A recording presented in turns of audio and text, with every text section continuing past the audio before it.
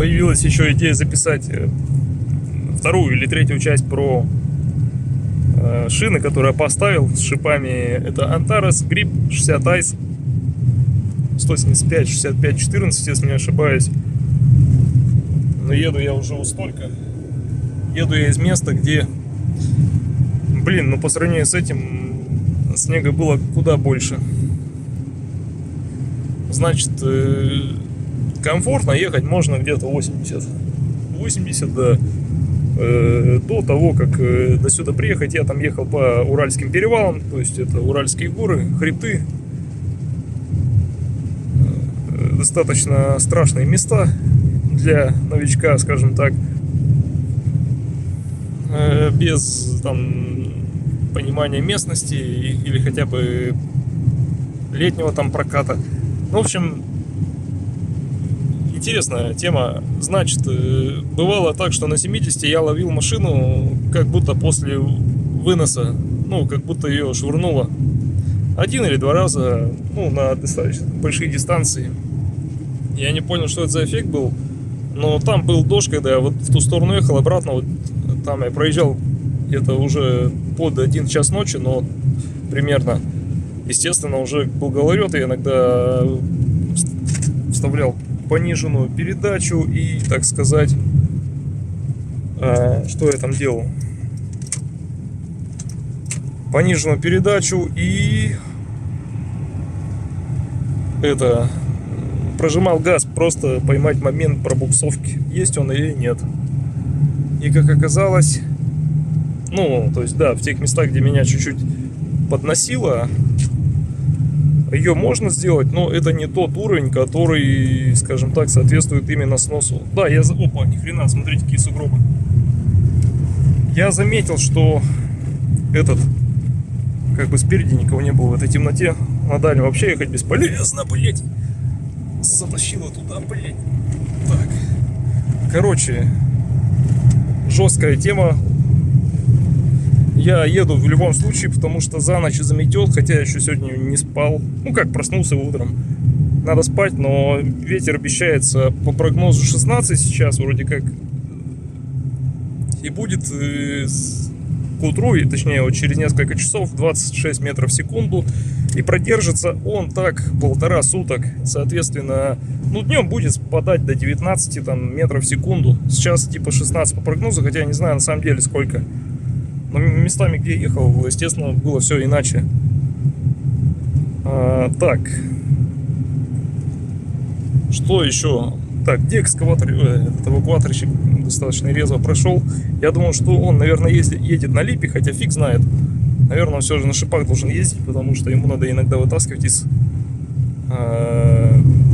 обочины, из кюветов там машины, вытягивать.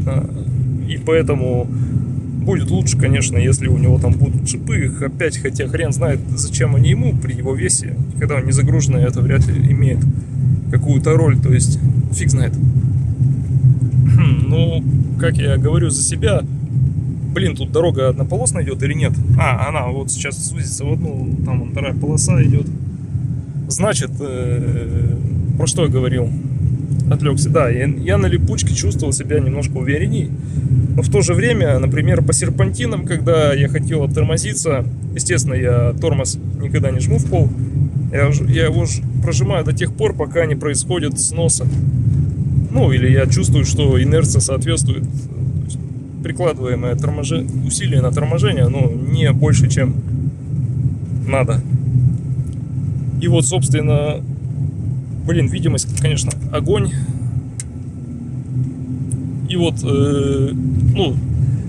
я знаю, что и на липе я бы без срабатывания АБС тормозился бы, но на шипах можно себе позволить именно гораздо больше. С точки зрения торможения и разгона, если у вас руль стоит прямо. Вот что касается вот такой езды, я думаю, что липа в этом деле на 1-2 головы лучше, чем ездить на шипах. Потому что на липе нет вот этого эффекта. Ну, смотрите, мы сейчас как по рельсам едем. По сути, машина следует за рулем моментально. Но если мы говорим немножко о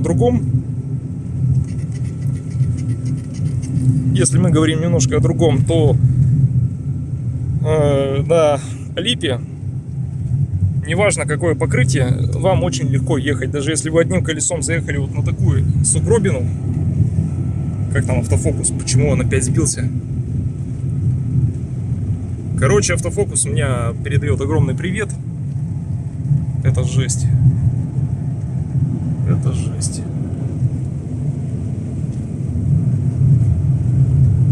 Вот вроде что-то поймал. Надеюсь, его хватит этого автофокуса. В общем, если на липе наехать одной частью на кашу, да, или на сугроб, ну, условный сугроб, то есть снег, а другой ехать по чистому асфальту, или вот по прикатанному снегу, или по вычищенному профилю на липе, я не ловил такой эффект разности сцепления. Ну, то есть, я связываю это с тем, что просто у липы нет необходимой цепкости с дорогой, как у шипов она есть. Поэтому на шипах обязательно ЕСП и АБС, там, и система курсовой стабилизации. Вот это все необходимо. Если же у вас простая машина типа Гранты, то, конечно, липа будет гораздо интереснее. Скорее всего, я так думаю. Но я на липе 11 лет отъездил, я это знаю. Да, есть нюансы. То есть при разгоне, при торможении надо которые соблюдать, учитывать. Ну, в общем-то, на шипах я говорю, то есть если мы там немножко хотим разгонов и так далее, это нам шипы дают, наверное, какую-то подстраховку, что у нас точно хватит и разгонного момента, и торможения. В то же время они, так, куда мы едем, прямо, в то же время они, шипы, вам не дают никогда обратной связи от реального сцепления с дорогой. То есть у вас его просто нет, вы должны догадываться или, как это правильно сказать, держать в уме реальное сцепление, точнее предполагаемое, и желательно, чтобы оно совпадало с реальным. Вот что касается липы, если мы... Где, кстати, газелька едет, на что свернула? Так, мы точно едем прямо. Не видно следов газели, неужели так быстро заметает? Что касается липы, то если мы, короче, в общем, на липе можем всегда ездить газ-пол и торможение до АБС, потому что мы можем нивелировать тягой. Мы просто чувствуем, когда у нас происходит срыв, не по шуму колес, а просто по ощущаемому моменту. У шипов же этот процесс происходит ступенчато, и эти ступенчатые процессы друг с другом смазаны по контакту с дорогой. Именно поэтому на шипах, ну, своеобразный стиль езды, вы, в общем, ездите, по сути, вслепую от покрытия. Естественно,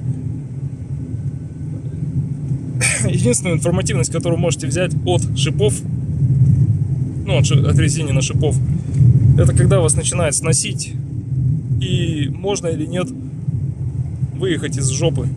Я, кстати, в нескольких местах заезжал под выбросным уклоном, скажем так, с дороги на обочину, вот с снегом, как слева, почти у отбойника там большой.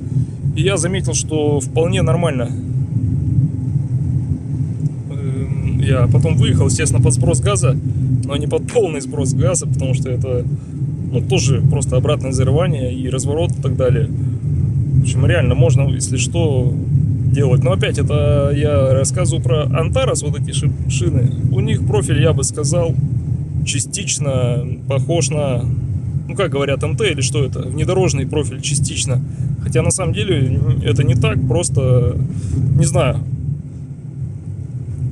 Резина, кстати, жесткая, я вот ее пинал по бочине, и, конечно, пальцы на ногах говорят: ого-го, как больно, потому что когда пинаешь липу, этого эффекта нет, даже если перекачать липу. Кстати, о давлении в шинах. Если перекачать липу, она у вас умрет за сезон. То есть, что касается липы, очень важно соблюдать рекомендуемое давление. Не бояться ездить на среднетравленной шине, ну, то есть, я имею в виду 2,1 бара. Ну, не ниже, чем 1,8, наверное. Я же, когда ездил на липе, я ее качал почти 2,6. Но нет, это лето, я качал липу. Я вряд ли, поначалу я мог, на самом деле, перекачивать, но по памяти я знаю, что Потом уже в конце я не стал ее так сильно качать. Хотя иногда я все же добивал давление минимум до 2,4. Но это не нужно на липе, это точно не нужно, потому что мы получаем нерабочие края, фрикционные шины. У нас идет выработка на середине просто моментально. За сезон у нас ее нет. Съедается 90% протектора по центровине. Так, блин, носит. Короче, вот, собственно, такой опыт у меня имеется. Блять, не знаю, что так носит. Блять. Короче, видео жесткое выходит. Ну, может, не выходит, так пока еще записывается. Ну, вот так вот мы едем пока что. Одной рукой уже 80. Конечно, тут надо двумя ехать, потому что...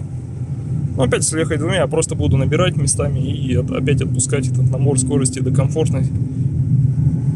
Вот сейчас газ пол прожал, но 4-я передача не показатель.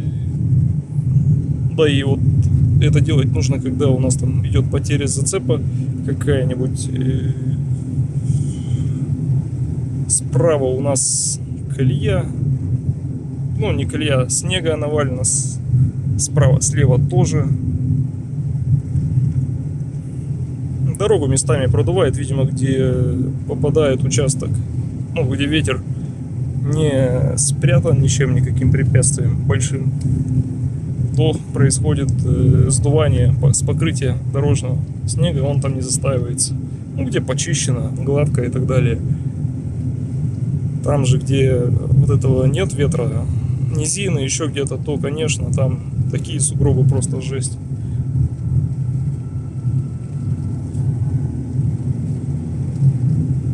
На этой, кстати, на Антаросе вот это, мне кажется,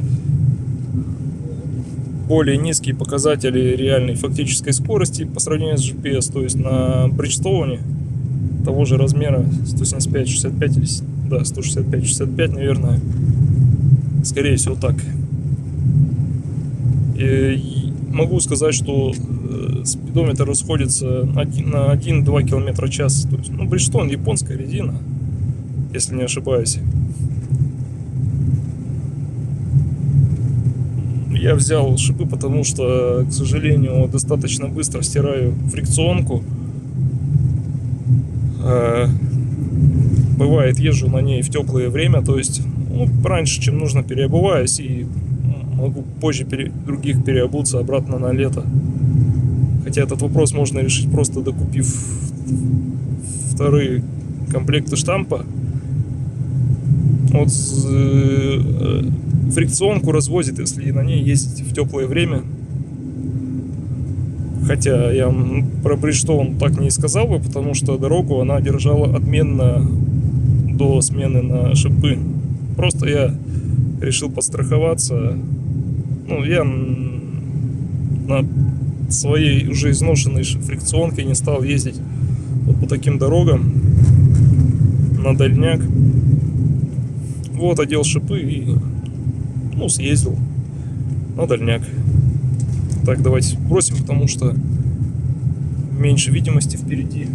Вообще видимость 10-15 метров, я думаю. Ну, такая. Что там, телефон не садится еще.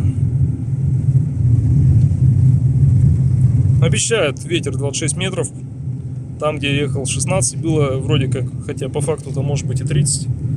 Фиг знает, но местами я вот заметил, что есть такие... В одном месте я проезжал, низина, там я видел, кустарников насадили, ну, искусственные, точнее, живые ограждения, как это я на магистралях видел, более эффективно сделано. Так вот там, не знаю, почему эффективность этого была низкая. Там ветром просто сдувало так, что переставляло машину, не потому что там с рулежкой какие-то нюансы. У меня месяц назад отремонтирована ходовая. Опа, кинула. У меня уже запястья устали столько ехать, блин, это... Надо, короче, руки тоже поразминать. Шумновато едем, я скажу. Ну нет, хотя вот с эти шипы, они звук издают, я заметил, 55-60 км в час, и все. То есть даже без музыки, если ехать, вполне комфортно. Но у меня шумоизоляция сделана 5 средняя или даже минимальная. То есть я бы сказал, нет, я скажу так, у меня шумоизоляция вообще начальная, потому что с водительской двери вообще... Так, меня уже подтаскивает туда. Здесь у нас рельеф такой. Короче, слева у меня дверь по шумоизоляции обделана слабенько. Здесь, судя по всему, у нас горизонтальный рельеф местности, достаточно разный, уклонистый, и поэтому машину то туда, то сюда переставляет, то влево, то вправо, ближе подтягивает. Ну, потому что я ее не контролирую двумя руками. В общем-то, ну, было бы чуть посветлее и без метели, я бы, конечно, рельеф этой дороги видел, местности, точнее, уклоны. Потому что на дороге ты можешь смотреть, она может и вниз идти. Жесть, короче, жесть просто. Да, так как я говорил, здесь, скорее всего, изменчивый рельеф, и появляется в одном месте то усиление ветра. Сейчас мы куда-нибудь поднимемся, там не будет этого ветра. Да, кстати, когда только начинается вот такой ветер, то пока еще снегом не навалило, нифига. Там, где этот ветер есть, там у нас образуется гололед. Там, где ветер слабый, ну, то есть он естественными препятствиями или рельефом местным закрыт, ослаблен, скажем так, ветер, то у нас там вот такой легкий снежок, но не такой, как сейчас. И вот по такому варианту, конечно, ехать на фрикционке, я думаю, в обоих случаях лучше. То есть даже по гололеду, я думаю, фрикционка себя покажет нормально. Единственный момент, когда фрикционка реально будет проигрывать, это когда у нас будет чистое стекло на дороге. Ну, то есть шел дождь, мощный дождь. Потом все превратилось в стекло, что вообще ни капли снега, ну, то есть чистый лед. Такое бывает редко. В основном структура льда, она бывает пористая. То есть у нас же он может по-разному образоваться. Прошел чистый дождь, так надо тормозить, потому что там по-любому в таком говне кто-то мог залететь, и надо включить третью передачу на всякий случай. В общем, пористость льда бывает разная. Он бывает как стекло, а бывает пористый. Ну, то есть шел мокрый дождь, падал, заставал, образует неравномерную гладь, пусть из-за льда, но для фрикционки такое считается очень хорошее покрытие без всяких проблем. И вот я уже говорю, то есть на фрикционке очень удобно ездить по разным покрытиям, вас не швыряет, то есть за счет, я думаю, может быть, жесткости покрышек, острота от рулежки здесь ощущается куда жестче. Впереди, похоже, кафешка, я туда заеду, возьму кофе, воды и поеду дальше. Конечно, останавливаться, но долго нельзя, блин. Тормоз лучше тоже в такие моменты не нажимать, иначе можно потерять направление желаемое. Вот, кстати, здесь стащило сейчас, вот, я не знаю, что это такое. Посмотрим. Какой-то придорожный. Не знаю, я в одном месте помню, был где-то. Опа, смотрите, я скорость снизил и... Ну, я вот старался ближе к своему городу подъехать, потому что я знал, что здесь оно чуть ослабленное. Так и оказалось. Ну, сейчас на снегу, на лобовом стекле образуется вот эта хрень. Короче, снег налипает. А не должен. Либо я уже так медленно еду 60. Скорее всего, я так медленно еду, да и вы видели, где я проехал. Кстати, да, сейчас будет низина, потом подъем. Последнее раздвоение дороги, ядрит Мадрид. На третьей скорости уже едем.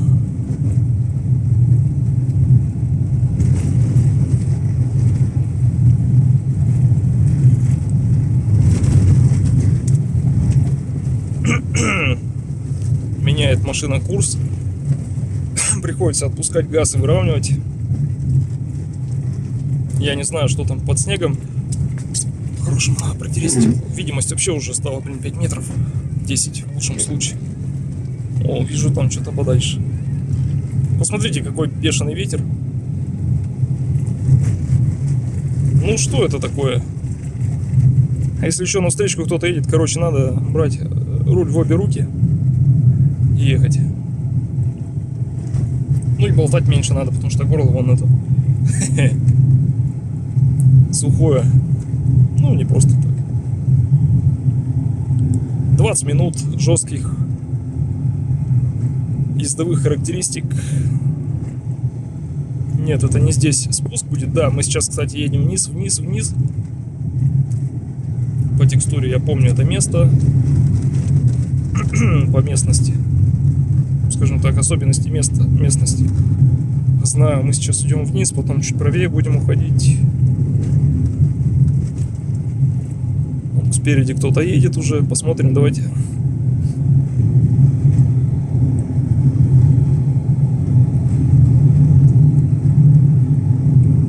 Блин, мы уже едем направо. Ну, здесь, я думаю, лучше сбавлять скорость. Потому что взять какой-то буфер, тем более там не одна машина, а две. Мало ли придется преодолевать обочину. Для этого нужен момент. И набранная какая-то скорость, чтобы можно было сманеврировать и без потери курса выйти обратно. Вот так мы едем.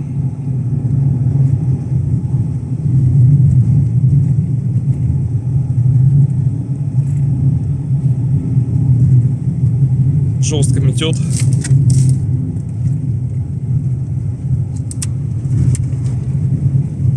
Разницы нет даже на ком ехать.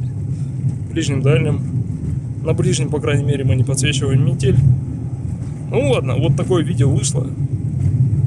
Надеюсь, оно было интересно. Это про шины рассказал, так сказать. И показал, как они себя ведут. Можно на них ездить. Тем более мы едем на гранте, она не для комфорта, а для ралли эксплуатации, грубо говоря. Ну, по своим свойствам очень близка. Вообще видимость 5 метров.